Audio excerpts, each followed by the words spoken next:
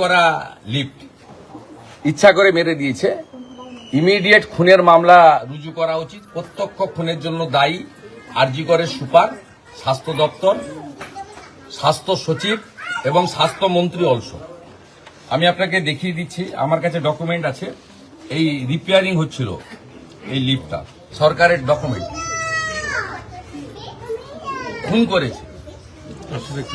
খুন করেছে under maintenance লিফটে পেশেন্টকে চাপিয়ে খুন করেছে। প্রত্যক্ষ খুনি যদি আরজি করের অথরিটি হয়, পরোক্ষ খুনি নারায়ণ স্বরূপ নিগম আর মমতা ব্যানার্জি, স্বাস্থ্য সচিব, স্বাস্থ্যমন্ত্রী।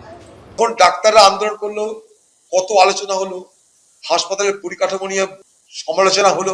বাংলার মুখ্যমন্ত্রী বলল, আমি সব সমস্যার সমাধান করে দেবো, একের পর এক ব্যবস্থা নেব। কি ব্যবস্থা নিয়েছে?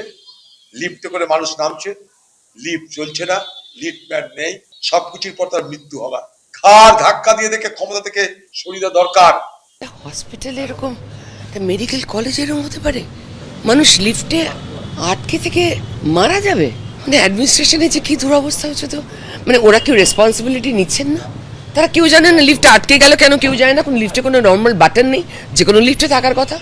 মানে মানুষ মারার কল কি এখন লিফটে হয়ে যাবে একটা ইনস্টিটিউশনে? Unbelievable and very sad. পরিবারের তরফ থেকে বলা হচ্ছে 100% ব্যর্থ। কিছু বলবেন, কিছু ভুল বলেননি। পরিবারের তরফ থেকে যদি প্রশাসনিক ব্যর্থতা বলে থাকে, আরজি করে স্থানীয় প্রশাসনের এটা ব্যর্থতা।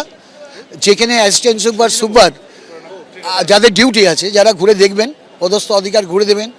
সিকিউরিটি যে কোম্পানি আছে তারও সুপারভাইজারের মাইনে সরকার থেকে দেওয়া হয়। সে সুপারভাইজারের দায়িত্ব ঘুরে দেখা।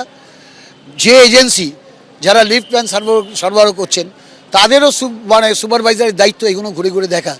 সব মিলিয়ে এই যে 3টে সেকশন আছে, এই 3টে সেকশনে ব্যর্থরায় এই দুর্ঘটনাটা ঘটেছে। ফলে এই 3টে সেকশনের বিরুদ্ধে উপযুক্ত কঠোর ব্যবস্থা প্রশাসনকে নিতে হবে, প্রশাসনকে দায় নিতে হবে। আমরা জানতে চাইব কোন এজেন্সি এখানে দায়িত্বে আছে সিকিউরিটিতে, কোন এজেন্সি লিফট প্ল্যানের দায়িত্বে আছে, তাদের সুপারভাইজারকে, তাদের বিরুদ্ধে কী ব্যবস্থা কর্তৃপক্ষ নিতে চলেছে। এটা আগামী সোমবারের মধ্যে মিটিং ডাকতে বলব, তাতে আমি জানতে চাইব।